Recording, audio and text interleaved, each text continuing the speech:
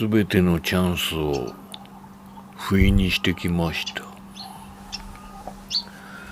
皆様の絶望と悲しみと怒りと嫉妬と不安と恐怖と拭いきれない欲望と共に寄り添ってゆく優しいチャンネル、ネガティブなチャンネルようこそということでね、そうです、世界最低のね、そう史上最悪の大事故チャンネル、そう事故です、これはね。そう世界を滅ぼすチャンネルを運営しておりますネガティブマンです。そう皆様のね、苦悩とともに苦しみとともにいつもいます。あなたの隣にいますよ。役に立ちませんけれどもね、一緒に苦しんでいますよ。そうですからね、冷たい神様よりはね、暖かいですよ。あったかいんだからっていうことですよね。まあそれはさておきですね。ね、底辺労働おじ、眉毛を整える、危ない危ない。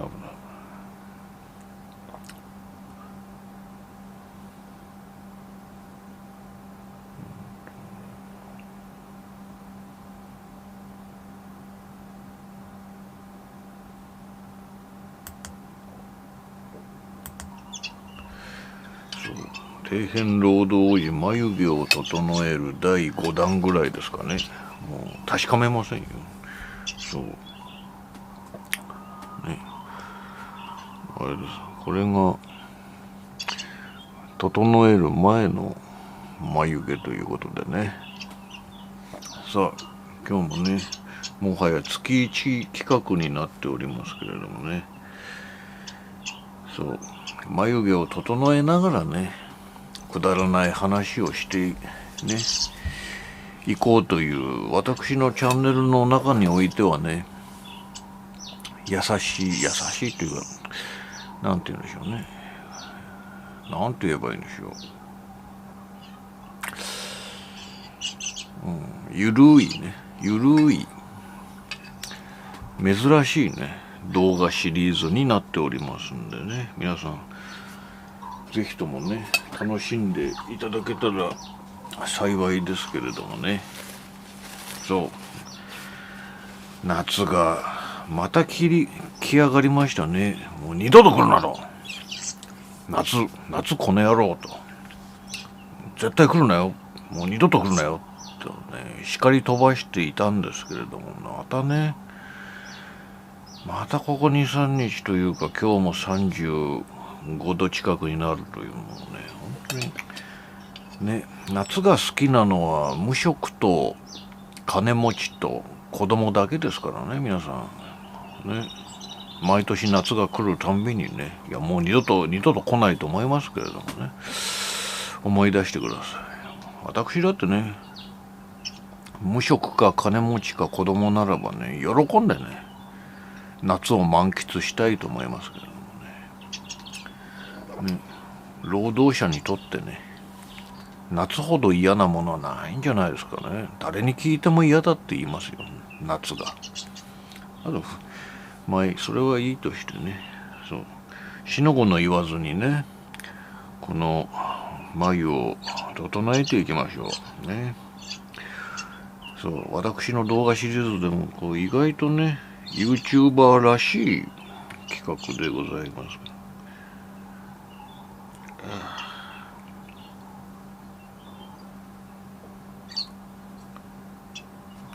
そう沈黙することも多いですよ。そしてね、このシリーズね意外に好評だったりしますけれども、とにかくね、そ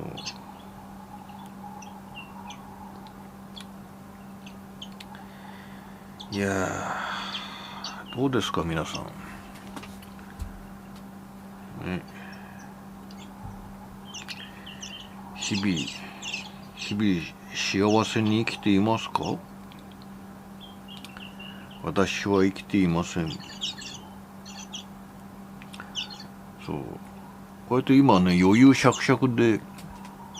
ね眉毛を整えるみたいなこと言ってますけれどもね、今日は労働が休みの日にもかかわらずね、これを終えたらいろんなことをしなければいけなくって、睡眠時間がほぼね非常に少ない。そして睡眠から起きてもまたね、労働と変わらない苦しみがたくさん待っているというね、嫌ですね、人生っていうのはね。これを若者が見ているのならばね、おじからね、地に点々のね、おじから言いますけれどもね、人生はあっという間ですよ。あっという間。とはいえ途中非常に苦しいですから、結局ね、安楽死が必要だな、そう思います。そう。特にね、我々氷河期世代は結局ね、安楽死制度に頼るしかないんじゃないですかね。国の方針もそうなっていくんじゃないですかね。どうでしょうね、皆さん。どう思います？ね、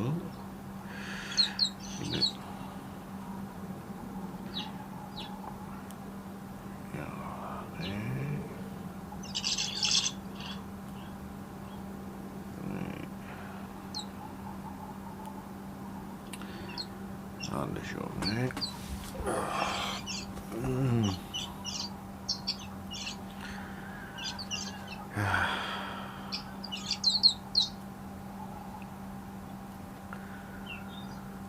我々のね世代は死ぬまで労働をしなくちゃいけないみたいなね、嫌な世代ですね。そう。人間は長生きするフェーズに入ってますよね。それがそもそもの間違いですよね。健康でぽっくり自分が死にたいタイミングで死ねたら一番いいわけですから、医療は医療として進化してもいいですけれどもね、やっぱり最終的には安楽死が必要なんじゃないですかね。そう思います。そのために安楽死と医療のね進化がうまい具合に噛み合うんじゃないですかね。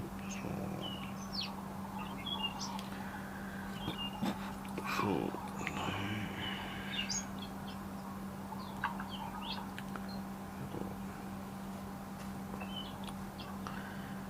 なんでしょうね。日本、この国も本当にきな臭くなってきましたね。このチャンネルは世界を滅ぼすチャンネルではありますけれどもね、少なくとも日本はもうね、浮上する目はないですよね。そう。浮上しない、そして日本人が減って移民が半分ぐらいになる未来しかないということは、それはもう日本が滅んでると見ていいんじゃないですか。そう。例えば50年前ぐらいの人たちがね、これから滅びゆく日本を見たらあれじゃないですか。もう日本じゃない。こんなの日本じゃない。どうしたんだこの国はって言うんじゃないですかね。そう言うんじゃないですかね。まあ長生きしてたやつは昭和の人間はね、でもね、昭和に生きた人間はだってそれはそれなりにね、おじいちゃんおばあちゃんになっちゃってるわけですからね、もうあんまり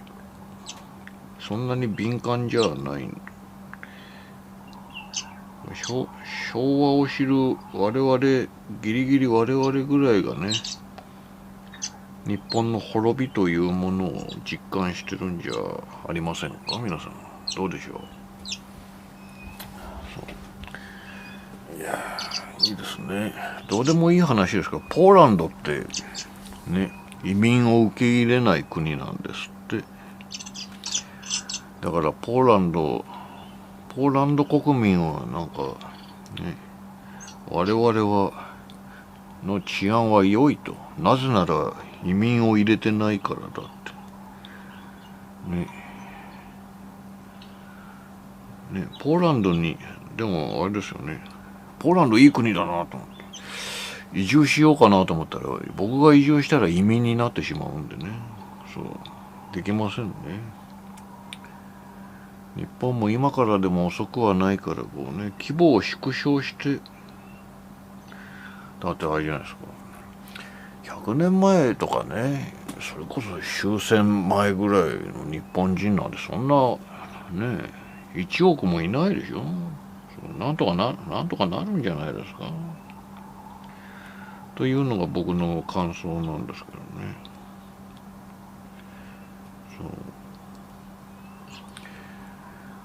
移民で思い出しましたけど、そうね、私の古い知り合いの笠井君がね、今日をもってそうこの東京から離れてね、横浜に移住するというね。そうね、笠井君見てますか？まあ見てません。まあ見てないでしょうけれどもね。そうね、最後の挨拶をしていった笠井君は非常に晴れ晴れとしていましたね。そうなんですよ。やっぱり人間環境を変えるっていうのも一つの手なのかもしれませんね。こう新しい局面を迎えて新たなスタートを切るっていうのはいいのかもしれませ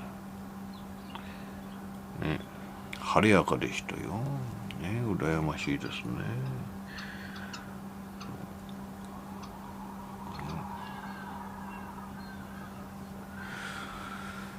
そう私はこのね、何もない冷え冷えと、まあ何もないというかごちゃごちゃしたねものばっかりの恐ろしく冷え冷えとした空間で朽ちて死んでいくんでしょうね。悲しいです。そうまあね、まあ繰り返しになりますけど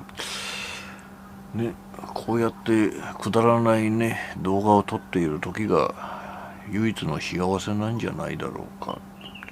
ゆるいね、そうこの動画を撮り終えたらね、また一仕事して一労働してちょっと睡眠をとってまた一労働して、やることが多すぎですね。人を雇いたいぐらいですよ。でもあれですね、労働反対ね、世界労働反対委員会委員長兼議長兼書記長の私としてはね、やっぱり労働を推進することはできませんから。いやー辛いですね。辛い、人生は辛い、そして悲しい。なんででしょうね。みんな3つの S だったりとかね、なんて言うんでしょう、推し活だったりとかね、食べ物だったり飲み物だったりとかね、またはこうやって YouTube みたいなね SNS に依存したりとかしてね、そうやってこうなんて言うんでしょうね、気分を紛らわしてるだけ。人生は偉大な暇つぶしであるみたいなねことを言うね、愚かな連中がいますけれどもね。愚かですね。暇つぶしっていうのは暇だから潰すわけであってね、そこに生きざるを得ない労働だったりね、戦わざるを得ないね喧嘩だったり盛りだくさんなんですよ、人生っていうのはね。全然暇じゃないわけですよ。私も今日明日と全く暇じゃないんですけれど、暇だからこそ潰すものを楽しむっていうことができるわけだってですよ。ね、人生はどの人にとっても非常にもうね、次から次へとなんか義務だとか責任だとかこうね、労働だとかいろいろもうね、うんこもおしっこもしないといけないしね、寝なきゃ気持ち悪いしみたいなね、気分悪いしみたいな、もう最悪ですよ、最悪。も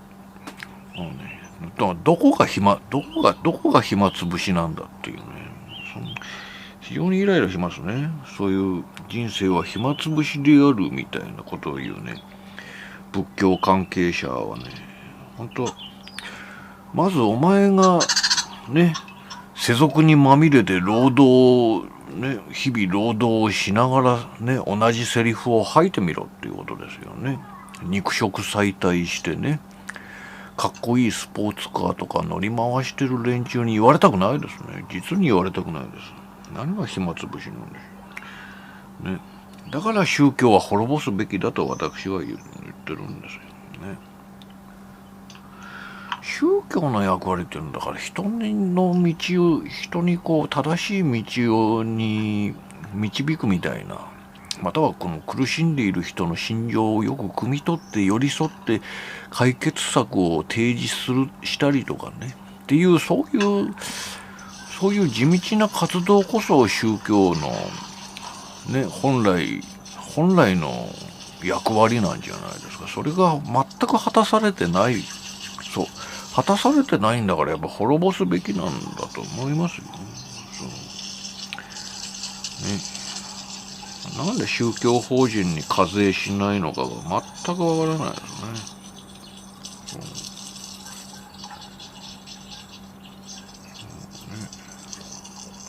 だから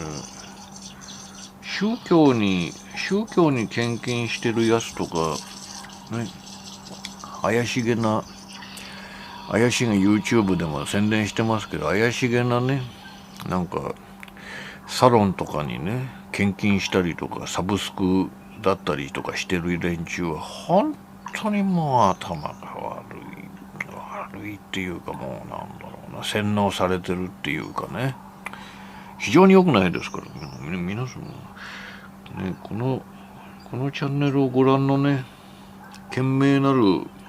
紳士淑女の皆さんには、ね、ぜひともそういうのはやめてもらいたいなと思いますね。まあね、くだらないことに大金を突っ込んでね、人生2回ぐらい経済破綻をしてしまった私が言うと全く説得力はないですけれどもね。そう、人生は詐欺だらけですから、皆さん気をつけてくださいよ。気をつけてくださいね。そう、経験者は語りますよ。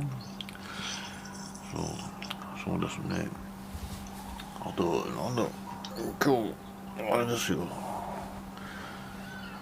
今日じゃない、昨日か。そう、僕のね、同志と呼んでいるね、リアル世界におけるなんて言うんでしょう、なんだろうな、彼は設計、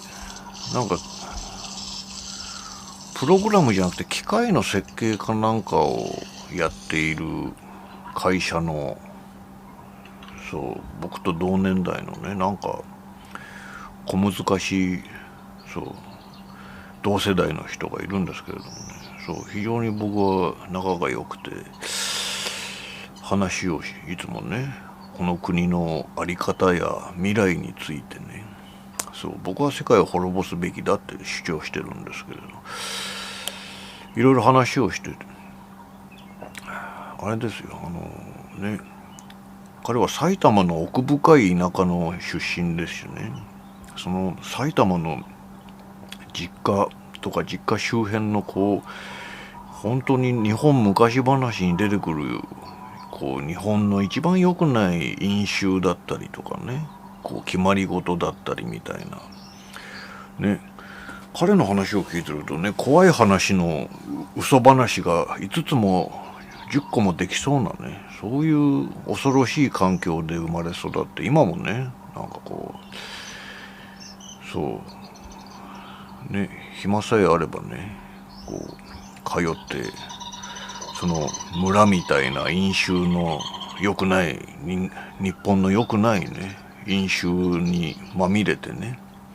隣近所に気を使いながらこういろんな決まり事を守って、そう彼は長男なんですけれどもっていう話をね、そういっぱい面白い話してまし知ってるんですけれど、それはまあいいとしてですよ。彼には妹がいて、そう今日はね、そうちらっと聞いてたこの妹の話を僕は根掘り葉掘り聞いて、昨日はね、そう妹がいてね、なんか妹は中学ぐらいで不登校になって、そうっていうね、不登校になったんですって。でそこからずっと引きこもってですよ。もういい年ですよ。でめっちゃ太って体重も100キロぐらいで歯もボロボロで、なんかね、小さい頃から兄弟とか家族とかとは話せるんだけど、他人となかなか話せないみたいな、他人の前に出るとこう沈黙してしまうみたいなね。だから僕は言ったんですよ。それは現代においてですよ、病名としてですよ、赤面緘黙症なんじゃないのかと、そういうことですね。こう人の前に出てしまうとなんかこう、赤面する人としない人いますけど、とにかくこう黙り込んでしまう、うまくコミュニケーションが取れないっていうね。そうなんで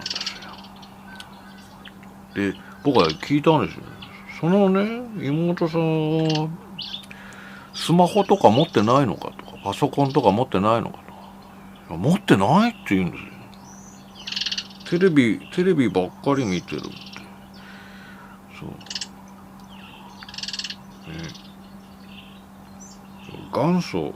祖引きこもりみたいですね。というね、非常に深い話を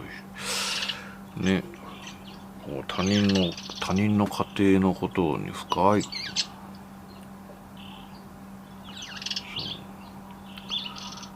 で母親が数年前に亡くなってるんですけれどもね、お父さんもまた足が悪いのにね、なんかだからね、その長男、僕の知り合いの長男がこう実家に戻ってね、いろいろ草刈りをしてみたり、こう食事の用意をしてみたりとか、こうね、こうお父さんの世話とかをしてるわけですよ。でじゃあ妹は何食ってんだって話をしたら、なんかそのね、体が弱ってるお父さんがこうどっかで買い物をして買ってくる弁当かなんか食ってるんじゃないのかっていうわけですよね。恐ろしい家庭ですよね。そうだからね。でお母さんも亡くなる前少しおかしくなってて、猫を飼いすぎて、なんか30匹とか50匹ぐらいまで増えて、なんか多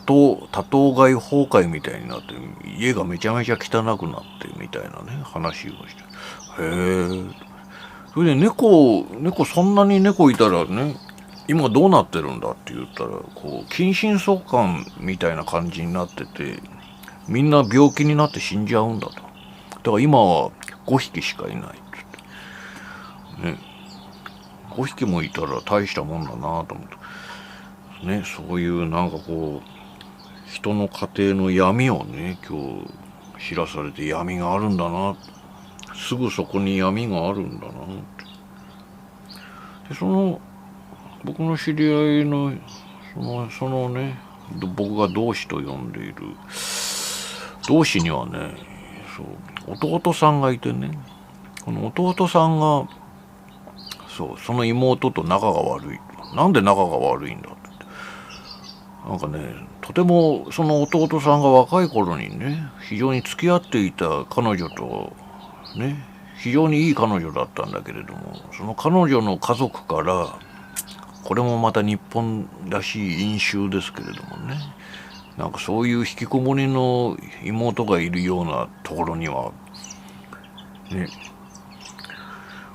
娘はやれないみたいな話になって破談になったと。それでお前のせいじゃねえかみたいなことで弟と妹がなんか大喧嘩してね、それから仲が悪いんだってい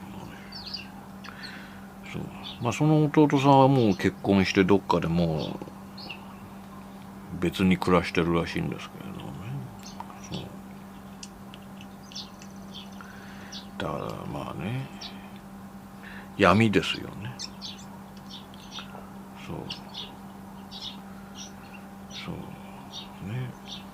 いいじゃないですかね、相手の家族がめちゃめちゃ金が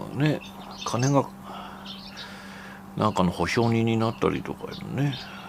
迷惑がかからない程度だったら別にね、頭のおかしいやつがいようがいまいが関係ないじゃないですかね。そういう日本のね、そういうところがダメなんですよね。そして少子化になってね、移民ばかり増えるというね。そして治安は悪くなっていく。東京もかなりね、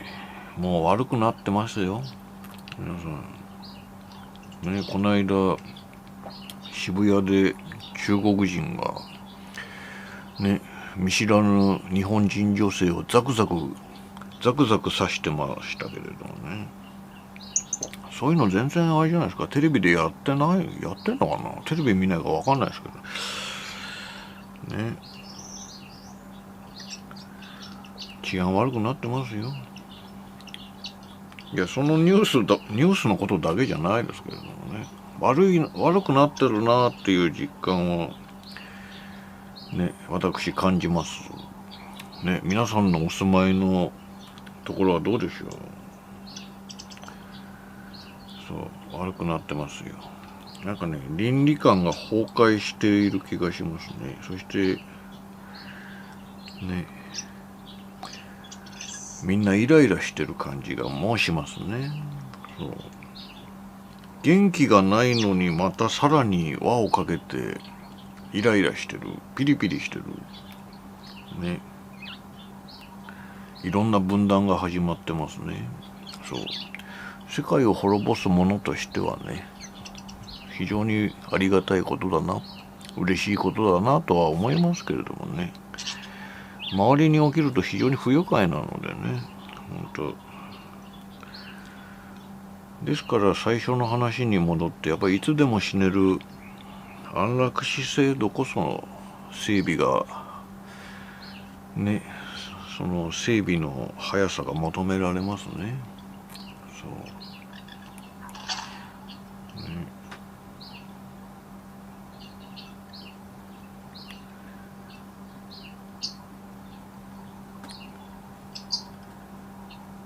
なんて話をね。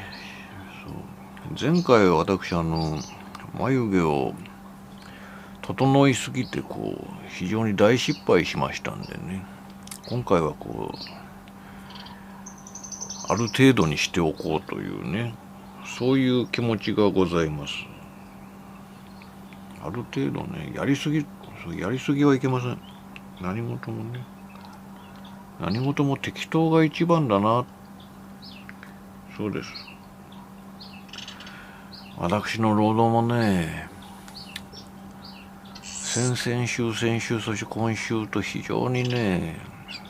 労働場においてトラブルが続出しましてね、もう疲れ切って、本当はね、この休み何もしたくないんですけど、やらねばならぬことがたくさんありましてね、いろんな大きなトラブルが多発したんですけれどもね、私が今週一番頭に来たのはですよ、労働場の引き出しを開けたらですよ、黒いペイントマーカーみたいなのあるじゃないですか。こうマジックをね、太い方ですよ。太い方のキャップをつけないで引き出しに入れてるバカがいたんですね。大体誰かわかるんですけど、ね、頭にきてね、本当にね、頭がクラクラするのバカすぎてね、そうキャップをつけないで引き出しに入れるその心境たるや、本当に発達障害だなと思って、もうそういうなんていうの、雑さっていうかね、なんだろうな、頭の悪さというかな、なんて言えばいいんだろう。いや違うな、頭の悪さじゃないな。もう精神障害と認定してもらってね、お引き取り願いたいなと思って、それが一番頭にきたっていうかもうね、倒れそうになりましたね。そう、マジックを使う場面がありましたね。そうないかなと思って引き出しを開けたらね太い方のキャップがついていない黒いマジックがこうゴロッとね、こうね入ってましてね、もう頭が倒れそうになる、めまいがしそうでしたね。本当に何なんですかね。そうこう便所を汚くトイレを汚く使った後にちゃんときれいにしないやつも非常に頭にきますけど、それはなんかほらね、こう潔癖か潔癖じゃないかみたいなところね分かれますけれどもね、私はそういうやつをドジンと呼んでいるんですけどね、ドジンだらけだってね、過去に切れたこともありますけれどもね、労働場においてねドジンじゃないかって言ってね、それはまあいいんですけどね、黒のマジックの太い方のキャップをつけずにね、引き出しに入れるそのセンスね、絶対相入れませんね。もうね、全くもうね、相入れません。なんて言うんでしょうね。そう。そうね、同じ地球で暮らしたくない。そうね、そういうことなんですよ。僕はね、いっぱいムカつくやつがいるって言うけれども、やっぱりね、なんだろうな、そういうなんか基本的ななんて言うんでしょうね、なんだろう、性格の悪さだったり態度の悪さだったりっていうのもあるけれども、なんかもう基本的にですよ、なんか何かが欠落してないとマジックの太い方のキャップを外してゴロンと引き出しに入れるなんていうことが、そんな幼稚園児みたいなことを皆さんしないでしょ。私も一度もしたことないです。いや、したかもしれませんね。4歳5歳ぐらいの時したかもしれませんけれどもね、いい兄ちゃん、いい姉ちゃん、おっさん、おじさん、おばさんね、いい大人が集まってる労働場においてね、本当にね、なんかもうバカすぎるなと思って、本当にいまだに信じられませんね。そして僕はこうね、カッサカサになって書けないねマジックをこう指で触りながらね、絶望に瀕して、それでもキャップをね探してみました。引き出しの中でものすごい奥の方にねありました。なんですかね、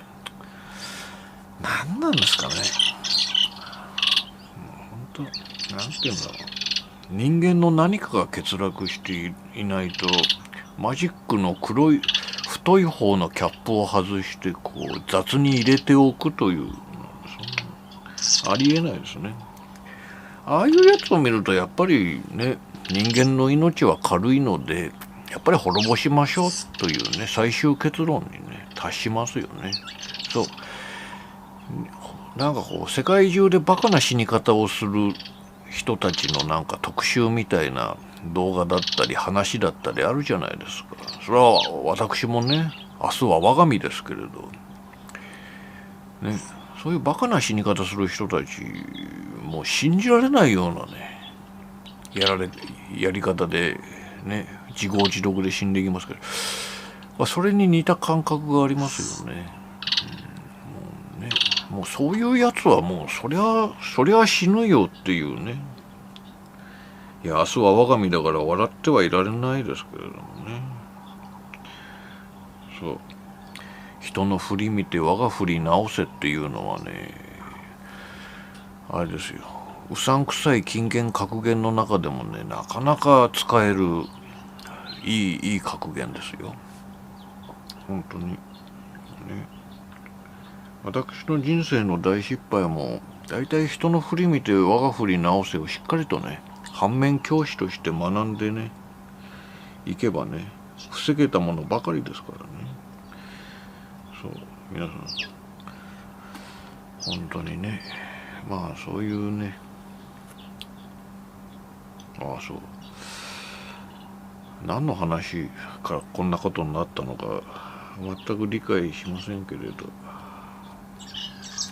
まあひどいですよね。あとね、僕も田舎とはいえなんかこう、そうなんて言うんでしょうね、そんな日本の古い飲酒みたいなものがない地域で育ったんだよね。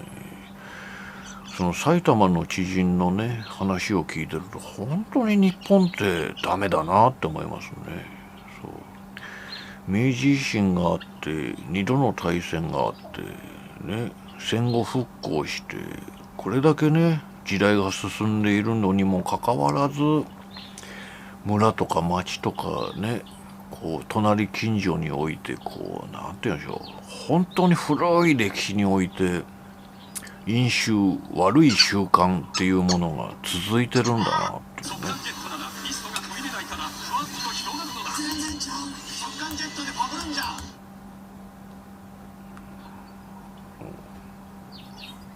びっくりしますね。そんなのはなんて言うんだろう、ちょっとした怖い話とかね、なんかそう世の中にはびこる怖い話ってなんかあれじゃないですか、嘘ばっかりが多いんですけれどもね、創作が多いじゃないですか。とある田舎のねしきたりを破ったから怨霊が暴れてみたいな話ばっかりですけどね。そう埼玉のそのね秩父地方のなんか深いね知人の、そう彼は農家なんですけどね、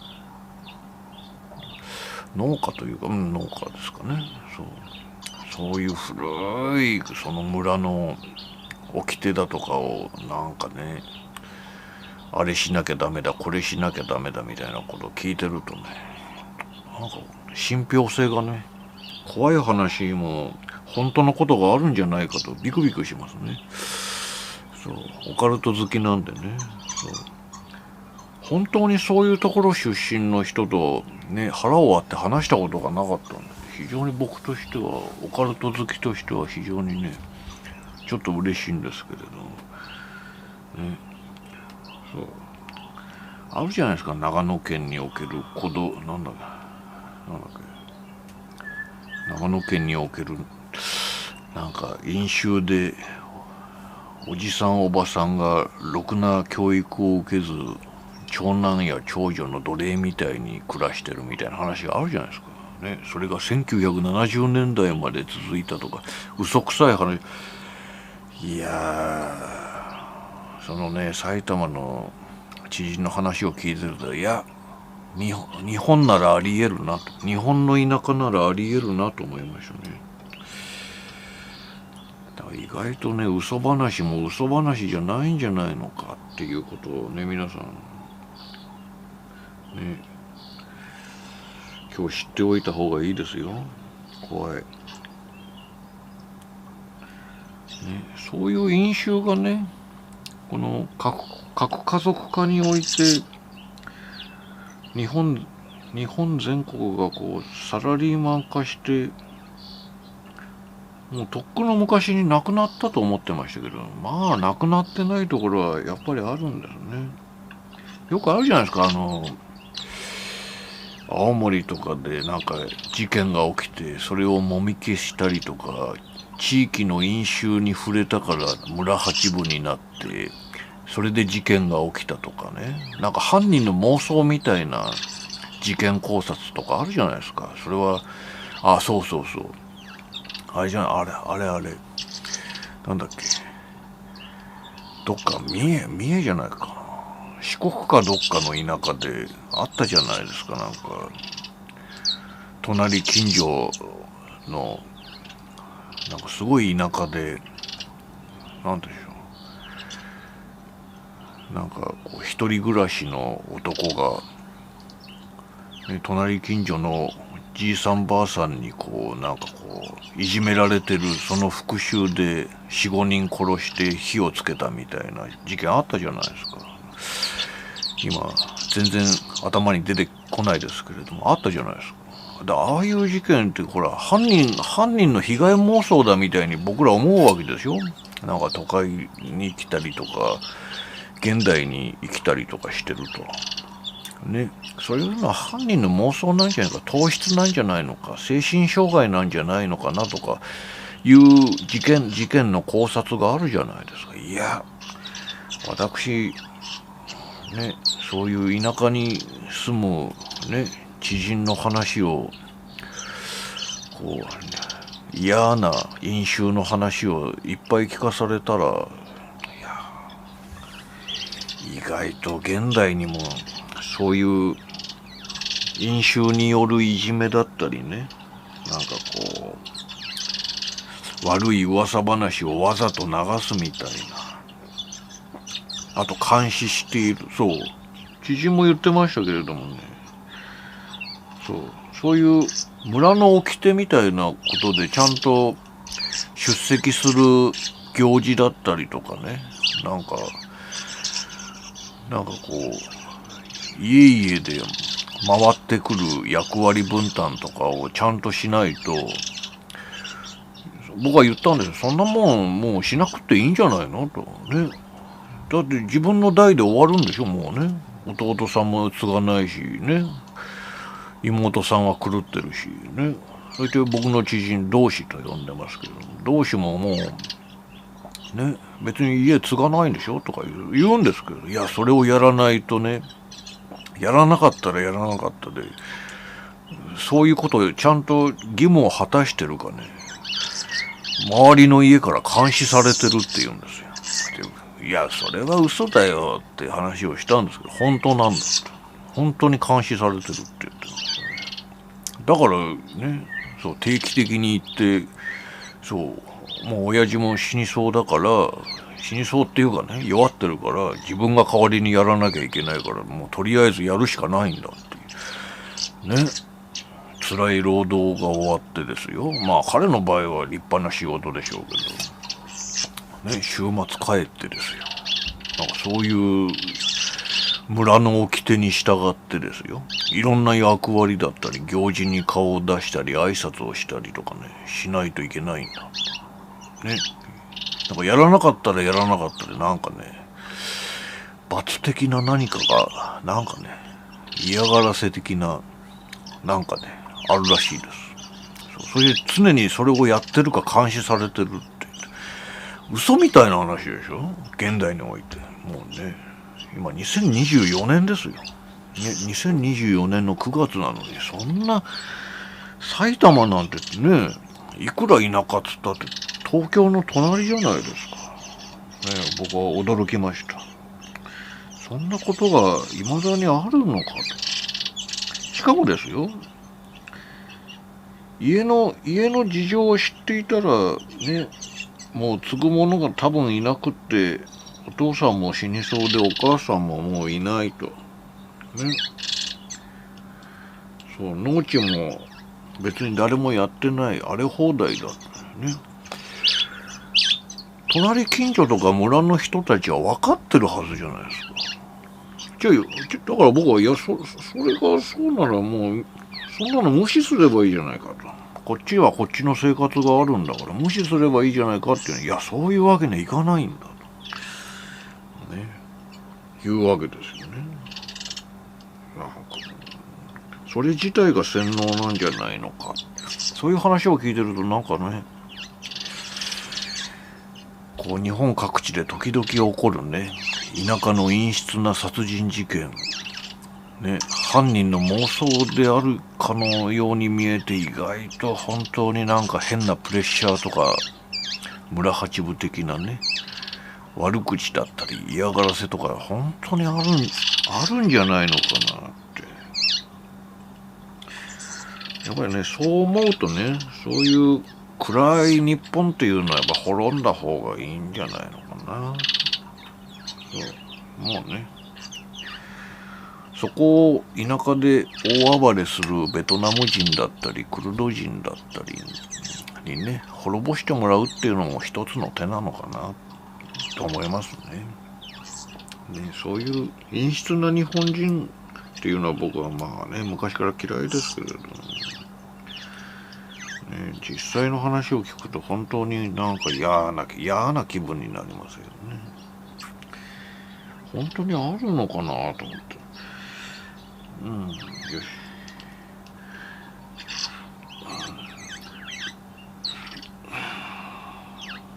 あるんですね。あるんですよ。というね。毒にも薬にもならない話をね。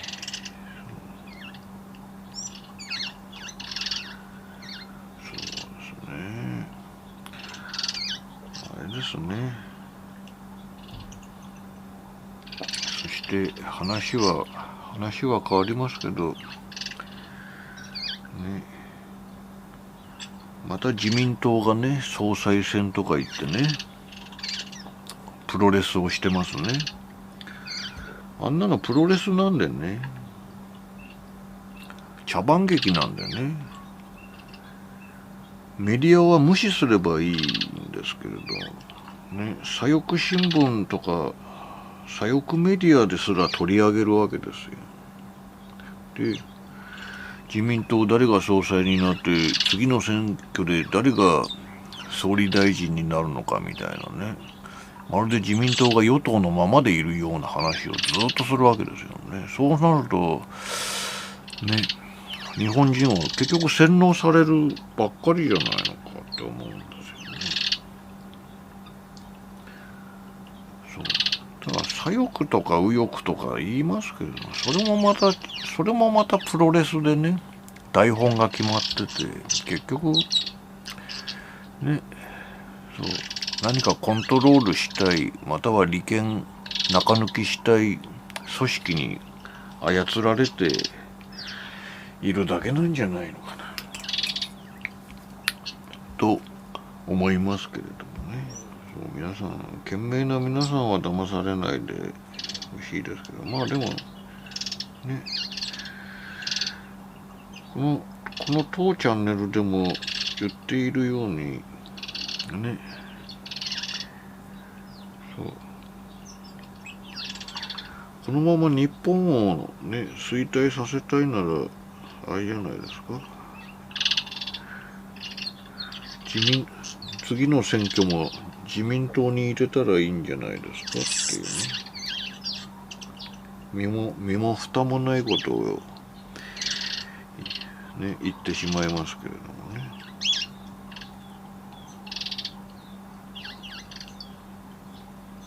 すごいですよね。あれだけ日本をめちゃくちゃにした小泉の息子がまた人気があるみたいな錯覚を起こさせようとしているマスコミね経済界頭おかしいんじゃないですか。またそれを支持しようとする国民ねということを考えたときにですよ皆さんねやっぱ滅んだ方がいいんじゃないのかな。そう思いますね。よし。さあ、終わりましたよ。